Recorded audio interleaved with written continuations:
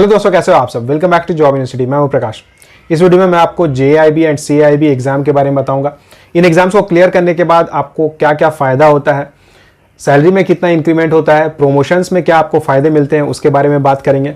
इसी के साथ JIB CIB की एलिजिबिलिटी क्राइटेरिया क्या रहती है, एप्लीकेशन फ़ीस क्या रहता है, एग्ज़ाम क्लियर करने के लिए क्या सिलेबस, क्या पैटर्न रहता है, उन सारी चीज़ों के बारे में डिटेल में बात करेंगे। तो अगर आप JIB CIB एग्जाम के बारे में जानना चाहते हो तो वीडियो को एंड तक जरूर देखना। JIB का मतलब है junior associate of the Indian institute of bankers और CAIB का मतलब है certified associate of the Indian institute of bankers.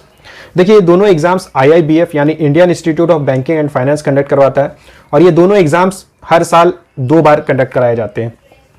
JIB में अप्लाई करने के लिए केवल बैंकिंग एम्प्लॉयज़ ही एलिजिबल हैं, यानी कि अगर आप किसी बैंकिंग या फाइनेंशियल इंस्टीट्यूट में वर्क कर रहे हो एज क्लर्क या एज PO यानी कि ऑफिसर ग्रेड में वर्क कर रहे हो या क्लरिकल ग्रेड में वर्क कर रहे हो तो आप यहाँ अप्लाई कर सकते हो। किसी भी बैंक में अगर आप वर्क कर रहे हो, गवर्नमेंट बैंक हो सकता है या प्राइवेट बैंक हो सकता है, तो आप इन दोनों एग्जाम्स को दे सकते हो। लेकिन पहले आपको JIB एग्जाम क्लियर करना होगा। JIB एग्जाम क्लियर करने के बाद ही आप CAIB एग्जाम दे सकते हो। चलिए बात करते हैं JIB and CAIB exams clear करने के बाद आपको क्या क्या बेनिफिट्स मिलती है। तो अगर आप एज क्लर्क किसी भी बैंक में वर्क कर रहे हो और आप JIB एग्जाम को क्लियर कर लेते हो तो आपको 1 इंक्रीमेंट मिलता है आपकी सैलरी में, और अगर आप CAIB एग्जाम को क्लियर कर लेते हो तो आपको एक्स्ट्रा 2 इंक्रीमेंट मिलते हैं आपकी सैलरी में। यानी कि अगर आप दोनों ही एग्जाम को क्लियर कर लेते हो क्लरिकल पोस्ट में रहते हुए तो आपको 3 एक्स्ट्रा इंक्रीमेंट्स मिल जाते हैं।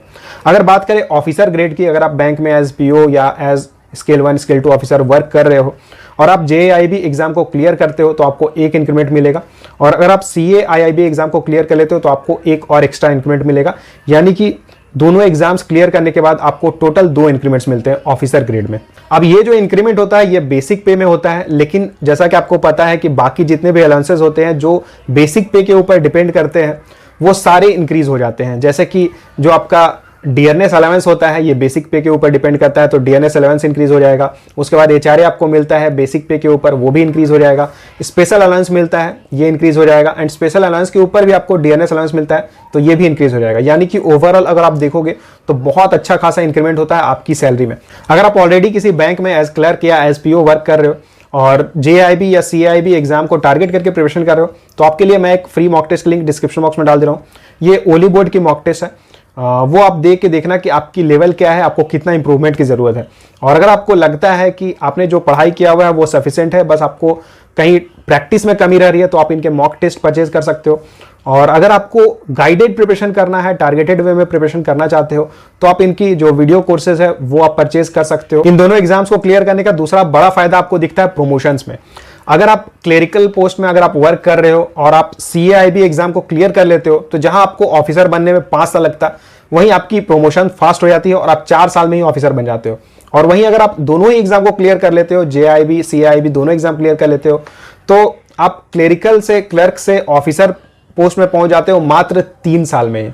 तो ये बहुत बड़ी बात है कि आप 2 एग्जाम्स क्लियर करने के बाद ही क्लर्क से सीधा PO बन जा रहे हो। और अगर बात करें PO की, अगर आप ऑलरेडी ऑफिसर स्केल में वर्क कर रहे हो और आप इन दोनों एग्जाम्स को क्लियर कर लेते हो तो आपके प्रमोशंस की जो स्पीड होती है बहुत ज़्यादा इंक्रीज हो जाती है। जहां कुछ ऐसे कैंडिडेट्स, आपके साथ वाले कैंडिडेट्स जो होंगे जिन्होंने अगर ये दोनों एग्जाम्स क्लियर नहीं किया होगा तो उनकी प्रमोशंस काफ़ी डिले होंगी, लेकिन वहीं आपकी प्रमोशंस एकदम फास्ट ट्रैक हो जाती है, जल्दी जल्दी आपकी प्रमोशंस होने लगती है। और इन एग्जाम्स को क्लियर करने की जो सबसे बड़ी बेनिफिट है वो है कि आपको बैंकिंग सेक्टर की, बैंकिंग इंडस्ट्री की एक बेटर नॉलेज मिलती है। तो आप बैंक के जो प्रैक्टिकल प्रॉब्लम्स रहते हैं वो आप सॉल्व कर सकते हो। इससे आपको फायदा ये होता है कि आपकी रेप्यूटेशन भी अच्छी होती है। और जब, जैसा कि आपको पता है कि बहुत सारे बैंक्स ऐसे हैं जिसमें फॉरेन पोस्टिंग के भी चांसेस रहते हैं, तो उस समय अगर देखा जाता है कि किसकी परफॉर्मेंस अच्छी रह रही है, किसने ज़्यादा कोर्सेज वगैरह किए हुए हैं, ज़्यादा एग्जाम्स वगैरह क्वालिफाई किए हुए हैं बैंक में क्लियर करने के बाद, बैंक में ज्वाइन करने के बाद, तो उस समय आपको हो सकता है फॉरेन पोस्टिंग्स के लिए भी कंसिडर किया जाए। और अगर आपकी एक बार फॉरेन पोस्टिंग हो जाएगी तो फिर तो आप समझ सकते हो कि सैलरी वगैरह कितनी ज़्यादा इंक्रीज हो जाती है। JIB एग्जाम फीस की बात करें तो फर्स्ट अटेम्प्ट के लिए आपको 2700 रुपीज़ पे करना होता है और इसके अलावा GST भी आपको पे करना होता है। लेकिन अगर आप फर्स्ट अटेम्प्ट में क्लियर नहीं कर पाते हो तो सेकंड अटेम्प्ट, थर्ड अटेम्प्ट या फोर्थ अटेम्प्ट के लिए आपको फिर 1300 रुपीज़ पर अटेम्प्ट देना होता है। अगर सिलेबस की बात करें तो यहाँ पे 3 अलग अलग पेपर्स आपको देने होते हैं JIB के लिए। Principles and practices of banking, दूसरा है accounting and finance for bankers, and तीसरा पेपर है legal and regulatory aspects of banking.